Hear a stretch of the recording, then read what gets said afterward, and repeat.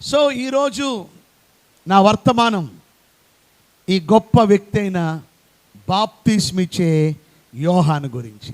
ఆమేన్. So మీరు చాలా జాగ్రత్తగా మీరు వినాలని మనవి చేస్తున్నాను. అందరూ దయచేసి బైబిల్ తెరవండి. మత్తయి సువార్త 3వ అధ్యాయం. మత్తయి సువార్త 3వ అధ్యాయం. మత్తయి 3వ అధ్యాయం. ఆ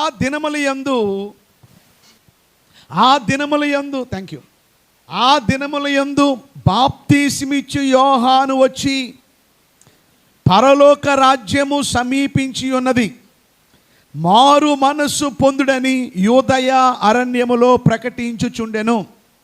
ప్రభు మార్గము సిద్ధపరచుడి, ఆయన త్రోవలు సరాలము చేయడని అరణ్యములో కేక వేయొకని శబ్దము అని ప్రవక్త అయిన యెషయా ద్వారా చెప్పబడిన వాడు ఇతడే.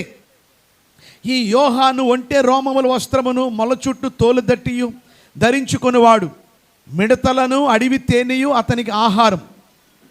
ఆ సమయమున యెరూషలేము వారును యూదయ వారందరూ యోర్దాను నది ప్రాంతముల వారందరూ అతని యొద్దకు వచ్చి తమ పాపములు ఒప్పుకొనుచు యోర్దాను నదిలో అతని చేత బాప్తిసం పొందుచుండిరి. అతడు పరిసయ్యుల్లోను సద్దుకయ్యుల్లోను అనేకులు బాప్తిసం పొందవచ్చుట చూచి, సర్ప సంతానమా, రాబోవు ఉగ్రతను తప్పించుకున్నట్టుకు మీకు బుద్ధి చెప్పిన వాడెవడు? మారు మనస్సుకు తగిన ఫలము ఫలించుడి.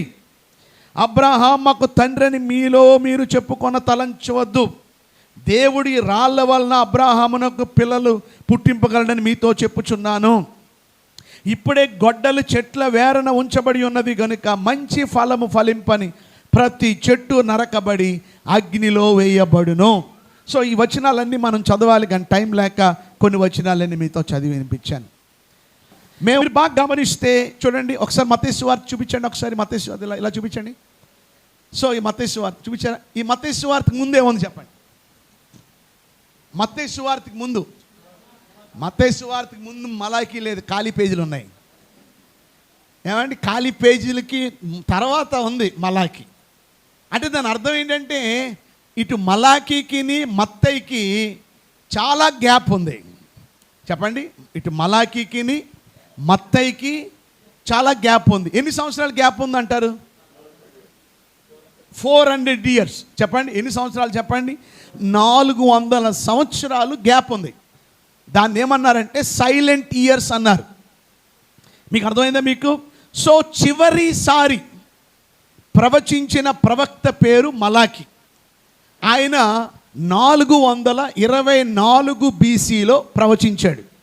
The last prophecy, final prophecy అది 424 BCలో. అది ఎక్కడుందంటే మలాకి గ్రంథం 1వ అధ్యాయం 1వ వచనం నుండి 4వ అధ్యాయం 6వ వచనం వరకు.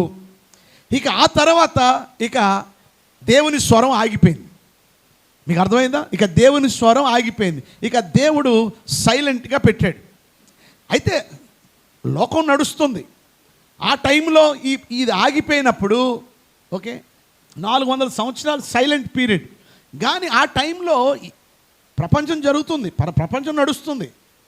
ఈ ఆగిపోయినప్పుడు మాదీయులు పారసీకులు ఏలుతున్నారు. ఎవరు ఏలుతున్నారు చెప్పండి? మాదీయులు పారసీకులు ఏలుతున్న పర్షియన్ కింగ్డమ్ అన్నమాట. వారు దగ్గర 200 సంవత్సరాలు ఏలేరు. ఎక్కడి నుంచి ఎక్కడికంటే 539 నుండి 332 వరకు. వింటున్నారు? 539 నుండి 322 వరకు వారు ఏలుతూ ఉన్నారు. ఆ తర్వాత ఏం జరిగిందంటే వారిని పడగొట్టి, ఎవరిని పడగొట్టి? ఈ మాదీయులు పర్షియన్ కింగ్డమ్ పడగొట్టి అలెగ్జాండర్ ద గ్రేట్ గ్రీక్ సామ్రాజ్యం వచ్చింది. ఓకే, ఆ గ్రీక్ సామ్రాజ్యం 334 నుండి 331 మధ్యలో వారు ఈ పారసీకులను పడగొట్టి వారు ఏలడం ప్రారంభించారు. సో మొత్తం అలెగ్జాండర్ ద గ్రేట్ కంట్రోల్లోకి 332 BCలోకి రావడం జరిగింది. వింటున్నారా? సో ఆ తర్వాత అలెగ్జాండర్ చనిపోయాడు 332లో. తర్వాత ఏమైందంటే అలెగ్జాండర్ దగ్గర ఉన్న కొంతమంది మిలిటరీ జనరల్స్ వారు ఏలడం మొదలెట్టారు. ఏది? ప్రపంచాన్ని. ఓకే, ఆ తర్వాత ఏం జరిగిందంటే వారిలో ఏమైందంటే చీలికలు వచ్చి, ప్రత్యేకంగా జూయిష్ హిస్టరీ చెప్తున్నాను, యూదులు ఏం జరిగిందో ఈ 400 సంవత్సరాల్లో, ఈ సైలెంట్ పీరియడ్లో. మాదీలు పారసీకులు వెళ్ళిపోయారు, తర్వాత ఎవరు వచ్చారు? గ్రీకులు వచ్చారు, వాళ్ళు వెళ్ళిపోయారు. ఆ తర్వాత రోమన్ ఎంపరర్ వచ్చాడు, కైసర్ ఔగస్తు. చెప్పండి. సో ఇప్పుడు రోమీలు ఏలడం మొదలెట్టారు. ఓకే, ఈ రోమీలు ఏలుతున్నప్పుడు యూదా దేశానికి, యూదా ప్రాంతానికి రాజైన ఏరోదుని రాజుగా చేశారు. ఆయన ఎంపరర్ కాదు, ఆ యూదా దేశానికి అతడు ఒక రాజుగా ఉన్నాడు. వింటున్నారా మీరు అందరూ? సో ఏరోదు రాజుగా ఉన్న టైంలో యేసు ప్రభువారు పుట్టారు. సో ఈ మధ్యలో పారసీకులు వెళ్ళిపోయారు, గ్రీకులు వెళ్ళిపోయారు. ఈ రోమీలు పాలన టైంలోనే మరలా దేవుని స్వరము ఆరంభమైంది. ఓకే, సో మరలా ఎక్కడ స్టార్ట్ అయింది అని అంటే 6 BCలో స్టార్ట్ అయింది. చెప్పండి, ఎక్కడ ఆగిపోయింది? 424 BCలో ఆగిపోయింది. మరలా ఎప్పుడు స్టార్ట్ అయింది? 6 BCలో స్టార్ట్ అయింది. ఓకే, మీరు బాగా గమనిస్తే, వింటున్నారా మీరు అందరూ? ఆది కాండం ఒక కుటుంబంతో, అంటే పాత నిబంధన ఒక కుటుంబంతో ప్రారంభమైంది, క్రొత్త నిబంధన ఒక కుటుంబంతో ప్రారంభమైంది. పాత నిబంధన ఏ కుటుంబంతో ప్రారంభమైంది? పాత నిబంధన ఆదాము. మరి క్రొత్త నిబంధన జకరియా, ఎలిజబెత్. సో జకరియా, ఎలిజబెత్ యొక్క కుమారుడే ఎవరు చెప్పండి? ఈ యోహాను. ఓకే, సో మనకి ఎన్ని సువార్తలు ఉన్నాయి? 4 సువార్తలు. అమ్మ వింటున్నారు? ఎన్ని? మత్తయి, మార్కు, లూకా, యోహాన్. ఈ 4 సువార్తల్ని నేను ఒక సిట్టింగ్లో కూర్చుని ఆ సువార్తల్లో ఏముందో నేను చదివానండి నా క్వైట్ టైంలో అన్నవారు చేతులు ఎత్తండి.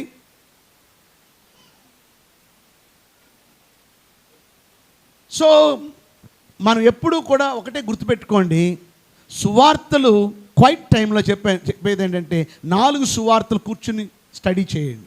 2 రోజులు 3 రోజులు పెట్టుకోండి. ఒక పత్రిక తీసుకున్నారనుకోండి, ఎఫ్ఎస్సి పత్రిక తీసుకున్నారనుకోండి, ఉన్న 6 అధ్యాయాల్ని ఒక్కసారే చదవాలి. అలాగ 10 సార్లు చదివిన తర్వాత అప్పుడు మళ్ళా మీరు ఒక్కొక్క అధ్యాయాన్ని చదువుకుంటూ వెళ్ళాలి. ఇది చదివే క్రమం. ఓకే, సో మత్తయి గారు ప్రత్యేకంగా యేసు ప్రభుని ఆయన రాజుగా చూపించాడు. మత్తయి గారు ఎలా చూపించాడు? ఆయన ఎవరు? నీతి గల రాజు. ఆయన ఎవరట? అలాగే మత్తయి యేసు ప్రభుని ఎలా చూపించాడంటే ఆయన మెస్సయ్యా. చెప్పండి, ఆయన ఎవరు? చెప్పండి, మెస్సయ్య. సో ఆడియన్స్ ఎవరంటే, ప్రజలు ఎవరంటే, మత్తయి గారు ఎవరిని ఉద్దేశించి రాశాడంటే యూదుల్ని ఉద్దేశించి రాశాడు. చెప్పండి, ఎవరిని? చెప్పండి. ఆయన దృష్టి అంతా ఎవరి మీద? యూదుల మీద. వారు మెస్సయ్య కొరకు ఎదురు చూస్తున్నారు. ఆ మెస్సయ్యే యేసు అని తెలియపరిచాడు. ఓకే, సో మత్తయి సువార్తలో ప్రభుని ఆయన ఎలా చూపించాడు? ఒక రాజుగా. ఒక ఆయన అంటాడు, పాస్టర్ గారు, my lord is my king అంటాడు. నా దేవుడు నా రాజు అంటాడు చాలా గంభీరంగా. ఆయన ఎవరో మీకు తెలుసు. ఏమండి? సో ఈరోజు మనం అంత గొప్పగా చెప్పుకోవాలి. నేను ఎవరిని సేవిస్తున్నానంటే నా దేవుడు ఎవరు అనుకున్నారు? రాజు, రాజులకు రాజు, ప్రభులకు ప్రభు అని మనం ఎంతో గర్వంగా మనం చెప్పుకోవాలి. ఆ రాజాది రాజు యొక్క సేవకులు మనం అందరము కూడా. రెండవది మార్కు సువార్త. మార్కు యూదుల్ని కాదు, అన్యజనుల్ని ఉద్దేశించి. ఎవరిని? చెప్పండి, అన్యజనులు. ఆ అన్యజనుల్లో ముఖ్యంగా రోమీలను ఉద్దేశించి ఆయన సువార్త రాశాడు. ప్రత్యేకంగా మీరు గమనిస్తే మత్తయి గారేమో రాజుగా, మార్కు గారేమో ఆయన్ని ఒక సేవకుడిగా, పరిచారకుడిగా చూపించాడు. ఆయన పరిచర్య చేయించుకోవడానికి రాలేదు కానీ పరిచర్య చేయడానికి అని ఆయన ఒక సర్వెంట్గా చూపించాడు. ఎవరు? యేసు ప్రభుని. ఎవరండి? మార్కు గారు. ఆడియన్స్ ఎవరు? రోమీలు. లూకా సువార్త మనం చూస్తే, లూకా సువార్త లూకా గారు ఆయన కూడా అన్యజనుల్నే దృష్టిలో పెట్టుకుని చెప్పాడు. అయితే ఆయన గ్రీకులను ఉద్దేశించి మాట్లాడాడు. ఎవరిని ఉద్దేశించి? గ్రీకులను ఉద్దేశించి ఆయన మాట్లాడాడు. ఆయన ఏం చూపించాడంటే ఆయన రాజు మాత్రమే కాదు, ఆయన సేవకుడు మాత్రమే కాదు, ఆయన ఒక మనుష్య కుమారుడు, సన్ ఆఫ్ మ్యాన్.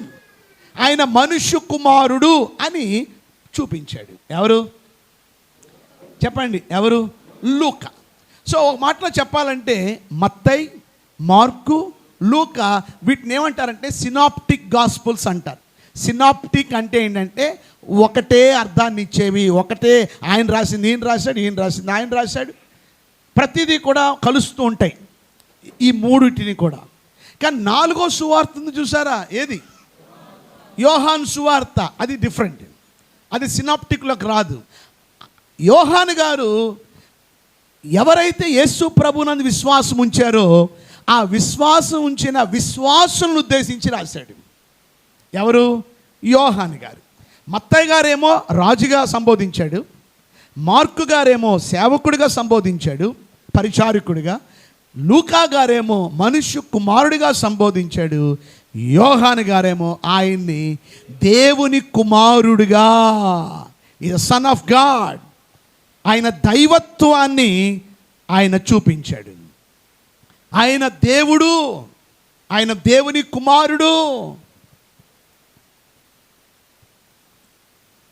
నేను ప్రత్యేకంగా యేసు ప్రభు దేవుడా, ఆయన దేవుడు అని దగ్గర 8 డిఫరెంట్ వాల్యూమ్స్తో, డిఫరెంట్ సబ్జెక్ట్స్తో రాయడం జరిగింది. సో మా బైబిల్ క్లాస్లో అది మేము చెప్పడం జరిగింది. సో ఎన్సిటిఎస్ గురించి ఇంకా మీరు తర్వాత మీటింగ్ అయిన తర్వాత మీరు తెలుసుకోవచ్చు. నెలలో 2 సార్లు జరుగుతాయి క్లాసెస్. ఇప్పటికి దగ్గర 8 నుండి 900 మంది పాస్టర్లు, దేవుని సేవకులు, మరి దైవజనులు తెలంగాణ, ఆంధ్ర 2 రాష్ట్రాల్లో తర్ఫీదు పొంది ఇప్పుడు నెక్స్ట్ ఫేస్కి సిద్ధపడుతూ ఉన్నారు, నెక్స్ట్ గ్రాడ్యుయేషన్కి. సో ఈరోజు నేను ప్రత్యేకంగా ఈరోజు ఈ మత్తయి సువార్తలో ఈ 3వ అధ్యాయంలోకి మనం వచ్చాం. సో ఇంతకీ ఇవన్నీ ఎందుకు తిరిగామంటే కొంత హైలైట్స్, కొంత బ్యాక్గ్రౌండ్ మనకి తెలియడానికి. సో ఇప్పుడు ఈ మత్తయి సువార్తలో 3వ అధ్యాయంలో మత్తయి గారు ఫోకస్ చేసింది ఎవరి గురించి అని అంటే బాప్తిస్మిచ్చే యోహాను గారి గురించి. చెప్పండి, ఎవరి గురించి చెప్పండి? బాప్తిస్మిచ్చే యోహాను గారి గురించి. ఆయన పేరు బాప్తిస్మిచ్చే యోహాను కాదు, ఆయన పేరు బాప్తిస్మిచ్చే యోహాను కాదు, ఆయన పేరు యోహాను. ఆయన పేరు యోహాను, కానీ ఆయనకు ఒక టైటిల్ వచ్చింది. ఏమని? ఆయన బాప్తీసాలు ఇచ్చాడు కనుక ఆయన్ని బాప్తిస్మిచ్చే యోహాన్ అన్నారు. కానీ బాప్తిస్మిచ్చే యోహాన్ ఫుల్ నేమ్ కాదు ఆయనది. ఆయన పేరు only John, but title is the Baptist. So John the Baptist అయ్యాడు. ఒక విషయం మీకు చెప్పమంటారా? ఈ యోహాను గారి గురించి 700 సంవత్సరాల క్రితమే యెషయా గారు తన గురించి ప్రకటించాడు. అదే చదువుతున్నాం చూడండి, మత్తయి సువార్త 3వ అధ్యాయము 3వ వచనం. ప్రభు మార్గము సిద్ధపరచుడి, ఆయన త్రోవలు సరాలము చేయడని అరణ్యములో కేకవేయి ఒక శబ్దము అనే ప్రవక్త అయిన యెషయా ద్వారా చెప్పబడిన వాడు ఇతడే. కనుక యెషయా గారు ఎవరి గురించి చెప్పాడో ఆ వ్యక్తి ఎవరు చెప్పండి? ఈ యోహానే. ఎక్కడ చెప్పాడు? చదవండి ఒకసారి. యెషయా గ్రంథం 40వ అధ్యాయము 3వ వచనం చదవండి ఒకసారి. యెషయా గ్రంథం 40వ అధ్యాయము 3వ వచనం. ఆలకించుడి, అడవిలో ఒకడు ప్రకటించుచున్నాడు. ఎట్లనగా యెహోవాకు మార్గము సిద్ధపరచుడి.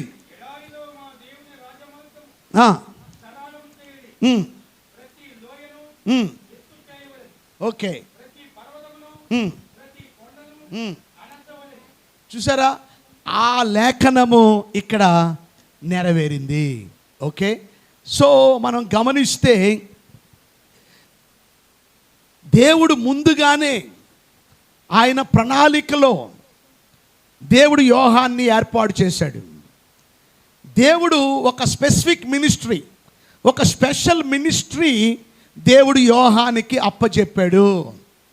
సో యోహాను దేవుని చేత ఏర్పరచబడినవాడు. ఆమేన్. ఒక ప్రత్యేకమైన పని కోసము. ఈరోజు ఇక్కడ సేవకులుగా మనం అందరము కూడా ఇక్కడ మనం సేవ చేస్తున్నామంటే ఇది మీరు కాదు సేవ చేస్తుందా, లేకపోతే మీరు ఎన్నుకున్నది కాదు. ఇది మిమ్మలను దేవుడు ఆయన పని నిమిత్తము ఆయన మిమ్మల్ని ఎన్నుకున్నాడు. గట్టిగా చప్పట్లు కొడదాం. మీరేదో బీటీహెచ్, ఎంటీహెచ్, ఏదో సిటీహెచ్, లేకపోతే ఎండివు, ఏదో పెద్ద పెద్ద డిగ్రీలు చేశారనో, లేకపోతే అమెరికాలో మీరు చదివారనో, లేకపోతే మీకు చాలా బైబిల్ నాలెడ్జ్, హెడ్ నాలెడ్జ్ ఉందనో, లేకపోతే మీరు బాగా చదువుకున్నారనో, లేకపోతే మీరు బాగా ధనవంతులనో, లేకపోతే మీరు మంచి మాట నేర్పరని, మంచిగా మాట్లాడే ఒక మంచి టాలెంట్ మీలో ఉందనో, లేకపోతే మీరు చాలా అందంగా ఉన్నారనో దేవుడు మిమ్మల్ని ఎన్నుకోలే. ఆయన ప్రణాళికలో, ఆయన ఉద్దేశంలో, ఆయన ఏర్పాట్లో మీరు ఉన్నారు. అందుని బట్టి మనం ఎప్పుడూ కూడా దేవునికి రుణపడి ఉండాలి. మనం ఎప్పుడు గ్రాటిట్యూడ్ మనం కలిగి ఉండాలి. ఒక విధంగా చెప్పాలంటే యోహాను లేట్ సంతానం, జకరియా, ఎలిజబెత్ చెప్పండి, వారికి వృద్ధాప్యంలో పుట్టినవాడు ఎవరు? ఈ యోహాను. ఒకరోజు ఆయన యాజక ధర్మం జరిగిస్తుండగా, మరలా మీరు అందరికీ ఎందుకు చూస్తున్నారు, నా వైపు చూడమన్నాను మిమ్మల్ని. ఓకే, నాకు అది అలవాటు. మీరు నాకేంటంటే అందరు నన్ను చూడాలా, ఊకెట్టాలా. అది చిన్నప్పుడు నేనేదో కథ చెప్పేటప్పుడు ఏది 1వ క్లాస్లోనే ఎవరు ఊకెట్టకపోతే ఏడిసేవాడిని అంట. ఏమంటే అది అలవాటు అయిపోయింది నాకు. మరి అందుకే నేను ప్రతి ఒక్కరూ కూడా దయచేసి let's enjoy in the world. Okay, కనుక చూసారా, సో మధ్యలో ఆగితే మళ్ళీ ప్రాబ్లం అయిపోతుంది. ఓకే, సో నన్ను ఆపకండి. యాజక ధర్మం జరిగిస్తుండగా మరి దేవుని దూత ప్రత్యక్షమై, చెప్పండి, గాబ్రియేలు దేవదూత వచ్చి, నీ ప్రార్థన వినబడినది, నీకు కుమారుడు నీకు దేవుడు ఇస్తాడు, ఆ కుమారునికి యోహాన్ అని పేరు పెట్ట. అప్పుడు నేను వృద్ధుణ్ణి, ఇది ఎలా జరుగును? నువ్వు నమ్మలేదు కనుక ఆ బిడ్డ పుట్టే వరకు నువ్వు మౌనే ఉంటావు. సో మాటలో చెప్పాలంటే వృద్ధాప్యం వరకు, ముసలితనం వరకు బిడ్డలు లేరు.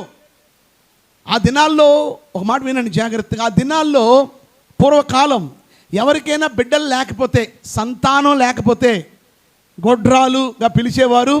అది ఒక పాపముగా పరిగణించేవారు. అంటే వీరికి బిడ్డలు లేరు అని అంటే అర్థం ఏంటంటే వీళ్ళేదో పాపము చేసి ఉండొచ్చు.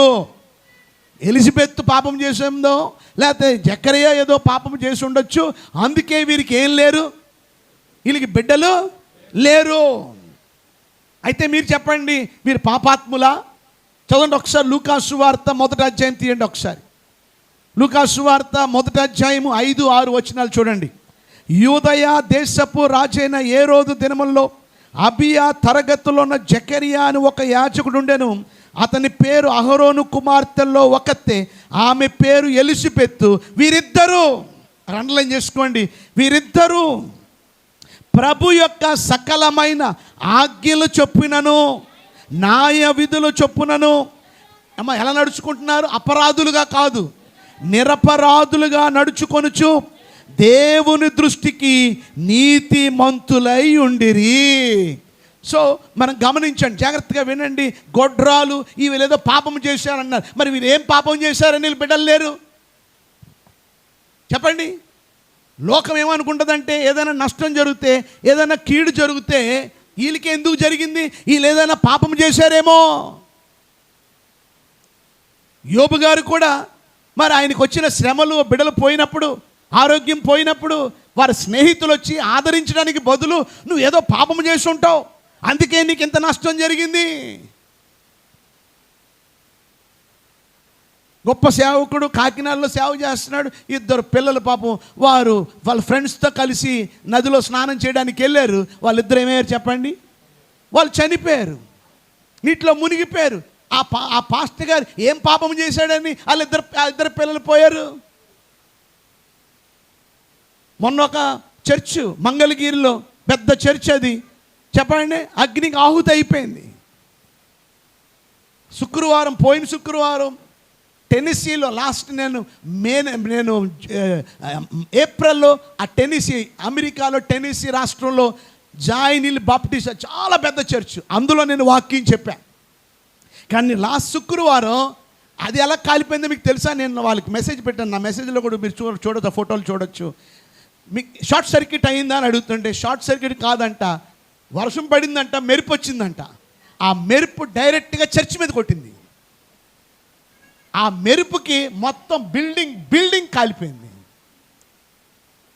మిగతావన్నీ బాగానే ఉన్నాయి, చుట్టుపక్కల అన్నీ బాగానే ఉన్నాయి, చర్చ్ కాలిపోయింది. చర్చ్ ఎందుకు కాలిపోవాలా? చర్చిలో ఉన్న విశ్వాసులు పాపాత్ములా? సో ఒక విషయాన్ని మీరు అందరూ గమనించాలా. చాలామంది ఏమనుకుంటారంటే ఏదైనా నష్టం జరిగినా, ఏదైనా కీడు జరిగినా, ఏదైనా ప్రమాదం జరిగినా, ఏదైనా అనుకోలేనిది ఏదైనా జరిగినా, లేకపోతే బిడ్డలు లేకపోతే ఏదైనా ఏదో జరిగింది, ఏదో పాపం. కొన్నిసార్లు దేవుడి విశ్వాసుల్ని దేవుడు పరీక్షిస్తాడు. దేవుడు ఎవరిని శోధించడు, కానీ దేవుడు పరిశోధిస్తాడు. మేము ప్రతి సంవత్సరం పాస్టర్స్ మీటింగు, మరి క్రూసైడ్ మీటింగు, అన్నవరంలో చాలా పెద్ద చర్చ్ ఒకటి ఉంది, మరి ఆయన మమ్మల్ని స్పీకర్లుగా ఆహ్వానిస్తూ ఉంటాడు. మేము ప్రతి సంవత్సరం ఇంకా మేమే స్పీకర్లు. ఇంతకుముందు జెఫన్యా శాస్త్రి గారు వచ్చారట, తర్వాత ఆయన్ని కాకుండా ఇప్పుడు నేను అయ్యగారిని ఇప్పుడు స్పీకర్లుగా వారు ఇన్వైట్ చేస్తూ ఉన్నారు. నేను ఆయన గురించి ఎందుకు చెప్తున్నానంటే, ఆయన పెళ్ళై 25 సంవత్సరాలు, పెద్ద చర్చు, పెద్ద కారు, అన్నీ ఉన్నాయి, మంచి అలా ఆవిడ పాస్టర్ అమ్మగారు మంచి ప్రార్థనా పరురాలు, కానీ బిడ్డలు లేరు. కానీ దేవుడు ఇచ్చాడు వాగ్దానం, ఒక బిడ్డని ఇస్తాడు, ఆ బిడ్డకి సమూయేలు అని పేరు పెట్టాలి. మేము ప్రతి సంవత్సరం వెళ్ళినప్పటికి కూడా ప్రార్థన చేస్తూ ఉంటాం. ఆ సంఘస్థులకే విశ్వాసం లేదు, ఇంకా జరగదు. ఎందుకంటే పెళ్ళి 5 సంవత్సరాలకో 6 సంవత్సరాలకో జరుగుతుంది, కానీ 25 సంవత్సరాలు వచ్చేసాయి. కానీ దేవుడు వాగ్దానం చేస్తే ఆ వాగ్దానాన్ని నెరవేర్చే దేవుడు అని నమ్మిన వాళ్ళు గట్టిగా చప్పట్లు కొట్టండి. దేవుడు లాస్ట్ ఇయర్ నిజంగానే దేవుడు ఒక మగ బిడ్డను దేవుడు ఇచ్చాడు. ఆ బిడ్డకి సమూయేలు అని పేరు పెట్టేశారు. మొత్తం ఆ చుట్టుపక్కల ఉన్న పాస్టర్ గారు అందరిని పిలిచి 1000-2000 మందిని అద్భుతమైన గ్రాటిట్యూడ్ థ్యాంక్స్ గివింగ్ మీటింగ్ పెట్టేశాడు. ఈరోజు ఒకవేళ మీరు ఇక్కడ కొంచెం ఉన్నవారు ఎవరైనా సేవకులు కానీ ఎవరైనా మీ సంతానం లేదా, భయపడక. మీకు ఏదన్నా కష్టాలు గుండా వెళ్తున్నారా, ఏదైనా శ్రమల గుండా వెళ్తున్నారా, ఏదైనా నిరుత్సాహం గుండా వెళ్తున్నారా, నెవర్ బి డిసప్పాయింటెడ్. సైతాను వాడే ఆయుధం ఏమిటంటే నిరుత్సాహం. మనల్ని డిసప్పాయింట్ చేస్తుంటాడు. Never disappoint. ఎప్పుడు కృంగిపోవద్దు. శ్రమ దినాన్న కృంగిపోయేవాడు చేత కానివాడు. సో ధైర్యంగా మనం నిలబడాలి. మన దేవుడు ఎవరితో పోల్చాడు? సింహం. బైబిల్ ఏం సెలవిస్తున్న వాక్యాలు ఉన్నాయి. ఎవరికైనాను భయపడి వెనకకు తిరగని సింహం, టీవీతో నడుచినవి 4 కలో. ఎల్ల మృగములలో ఎవరికైనా భయపడి వెనకకు తిరగని సింహం. అంటే ఎప్పుడు టీవీగా ఉంటుందండి. టీవీ అంటే దర్జాగా ఉంటుంది. ఏది? సింహం. సో నీతిమంతులు సింహం వల్ల ఎలా ఉంటారు? ధైర్యంగా ఉంటారు. కనుక మనం ఎప్పుడు ఎలా ఉండాలా? టీవీగా ఉండాలా. చెప్పండి, ఎలా ఉండాలా? చెప్పండి, ఎప్పుడు ఎలా ఉండాలా? టీవీగా అంటే ఎప్పుడు దర్జాగా ఉండాలా. నాకు అది లేదు, నాకు ఇది లేదు, ఇంట్లో సరిగ్గా గడవట్లేదు, అసలు ఏమీ అని ఏడవకండి. ఎప్పుడు మీ కష్టాన్ని, మీ బాధని ఎవరికి చెప్పకండి, దేవుడికి చెప్పండి. ఆమేన్. ఇంట్లో మీరు ఏం తిన్నారో అది అనవసరం. బయటికి రాగానే అని రావండి. అందుకని 4 రోజులు ఉండండి, ఏం తెలియదండి, పచ్చడి వేసి తిన్నాను అయ్య గారు, ఈరోజు ఆ పచ్చడి కూడా లేదు అయ్య గారు అని ఎడుతారు కొంతమంది.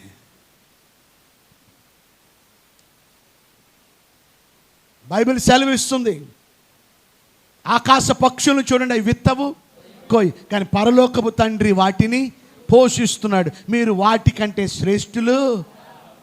దావీదు భక్తులు అంటాడు, నేను పిల్లవాడినే ఉన్నాను, ఇప్పుడు ముసలవాడినై ఉంటిని, నీతిమంతులు విడవబట్టే కానీ వారి సంతానం భిక్షమెత్తుటని అన్నాడు. నేను చూడలేదు. గట్టిగా చప్పట్లు కొట్టాను. కనుక ఈరోజు నేను మీతో చెప్పేది, ఈరోజు యోహాన్, మన అంశం బాప్తిస్మ ఇచ్చే యోహాన్. సో ఈ బాప్తిస్మ ఇచ్చే యోహాన్ లేటుగా పుట్టాడు. కానీ జనాలు అక్కడ వాళ్ళందరూ ఏమనుకున్నారు, ఈమె గొడ్రాలు కనుక ఈమె ఏదో పాపము చేస్తున్నారేమో. కానీ వారు పాపం చేశారా? వారు పాపము చేయలేదు. వారి పాపం వలన వారికి లేట్ అయిందని రాయలేదు. అందుకే మాకు అర్థం అవ్వాలని 5-6 వచనాల్లో దేవుడు రాసి పెట్టాడు, వీరిద్దరూ కూడా నిరపరాధంగా నడుచుకొనుచు నీతిమంతులుగా ఉన్నారు.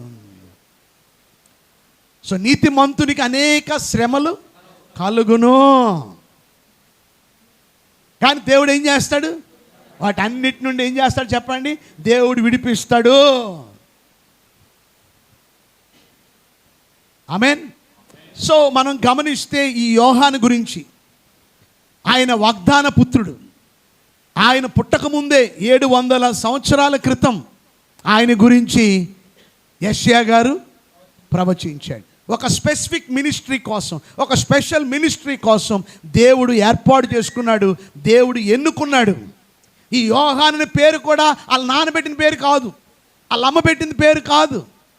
దేవుడు ఏర్పాటు చేసిన పేరు, దేవదూత ద్వారా తెలియపరిచిన పేరు అది.